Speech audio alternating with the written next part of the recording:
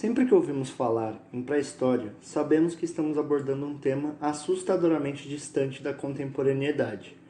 Mas, nós, historiadores, do contrário ao espanto, nos vemos desafiados e encorajados a compreender e acessar este momento, mesmo que seja nesse incompleto interim que é estudar história. Encontramos inúmeros desafios neste encontro com o passado, principalmente o tempo. Como podemos desvendar e interpretar um tempo tão distante? Um tempo em que quase nada, ou de fato nada, é registrado. Um tempo que só nos preservou migalhas de milhares de anos de histórias. É aqui que historiadores recorrem a uma das mais admiráveis modalidades do estudo, a arqueologia.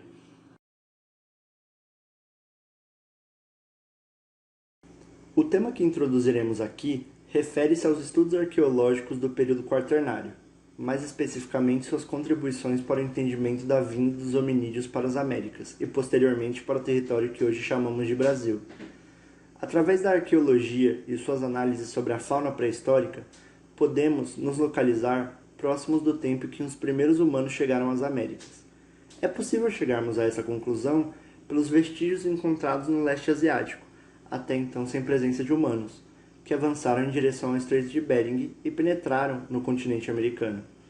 Esses vestígios aqui apresentados tratam-se das marcas da interação entre os primeiros humanos no continente com a fauna presente, sobretudo os megamamíferos.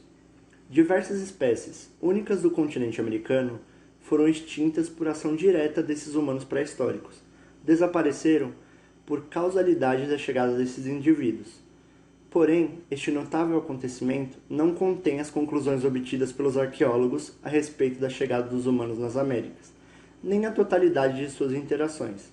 Contendo-nos apenas os vestígios fósseis dos megamamíferos, podemos intuir algumas práticas dos hominídeos, como a forma que caçavam e suas ferramentas, vista nas marcas deixadas nos fósseis, seu método de preparar a presa para o consumo, observada nos vestígios de como desagregavam sua caça, sua trajetória pelo continente, que pode ser constatada na ordem em que determinadas espécies se extinguiram e em suas localidades, e até sua preferência por certos tipos de animais e preparação da carne.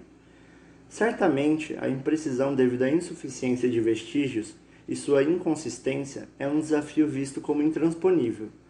Porém, é notável a quantidade de informações e hipóteses científicas que se pôde alcançar somente através do estudo arqueológico da interação entre os primeiros humanos nas Américas e um grupo específico da fauna local.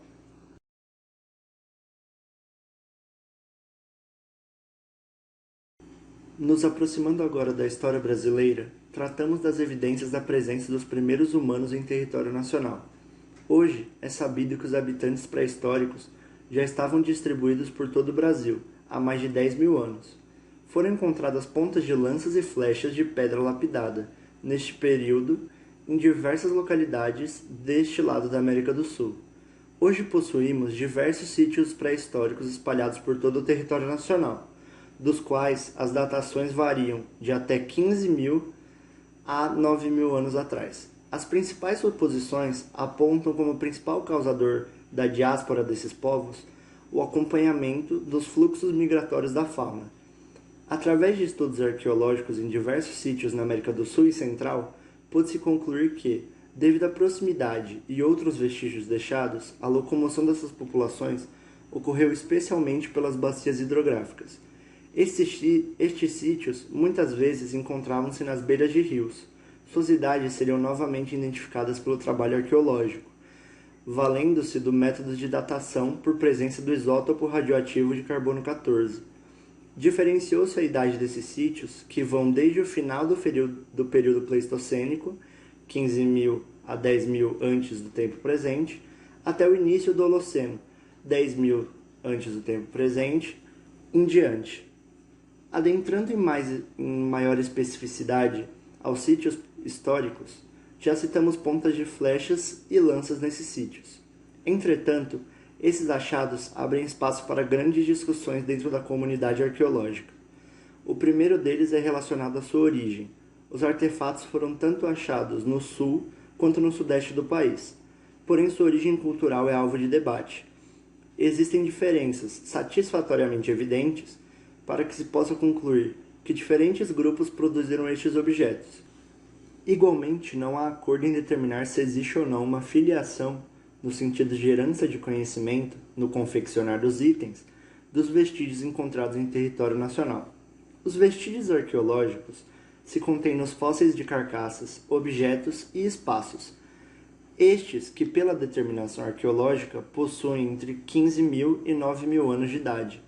As pontas de flechas e lanças, por exemplo, comprovam a presença de grupos humanos, não só em território nacional, mas em todo o continente. E, mesmo que dentro de grandes discordâncias relacionadas a origens culturais, representadas nas diferenças e semelhanças de artefatos em terras brasileiras e em outras localidades nas Américas, idade, dada pela inconsistência no método, precisão e conversão de milhares de anos, e conclusões, causada em grande parte pela carência de vestígios que resistiram ao tempo, podemos afirmar com certeza sobre a presença e influência biológica dos primeiros americanos, seus traços, e ainda que latentes e desfigurados, encontram na arqueologia a análise e a conclusão.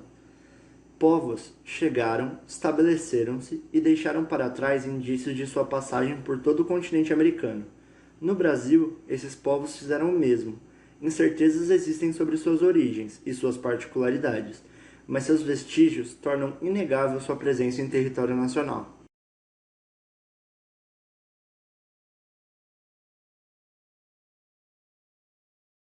A arte rupestre comportou diversos significados ao longo do desenvolvimento da arqueologia, enquanto ciência e objeto de estudo.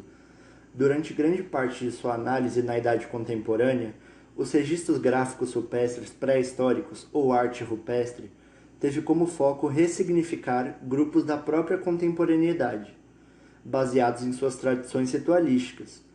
Via-se por muitos estudiosos que a arte rupestre seria um dos vestígios de uma história antiga que fora herdada por populações consideradas primitivas pelos arqueólogos.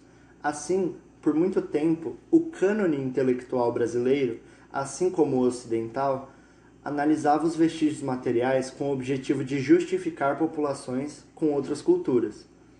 Entretanto, na segunda metade do século XX, esta concepção mudaria e seria compreendida em uma aproximação que não destoasse do passado. Os vestígios estariam contidos em si.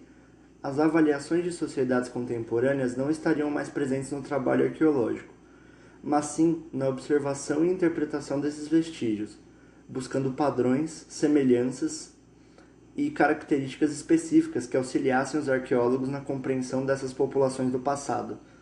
No Brasil, esta mudança de pensamento também influenciaria os estudiosos. Passou-se a considerar a arte rupestre como uma das formas de observação e compreensão dos grupos que habitaram o Brasil pré-histórico. Sua forma, traço, especificidades e maneirismos de grafar tornaram-se um meio de acessar características dessas populações e até abriram um espaço para interpretar o objetivo das pinturas e suas relações com o mundo e com outros grupos de humanos. Permitiu-se visualizar construções culturais e comportamentais a partir da análise desses vestígios específicos. A observação das artes rupestres, enquanto material de estudo, é responsável também pela maior e melhor compreensão dos grupos que habitaram o território nacional, através novamente do estudo arqueológico que se pode determinar características desses grupos.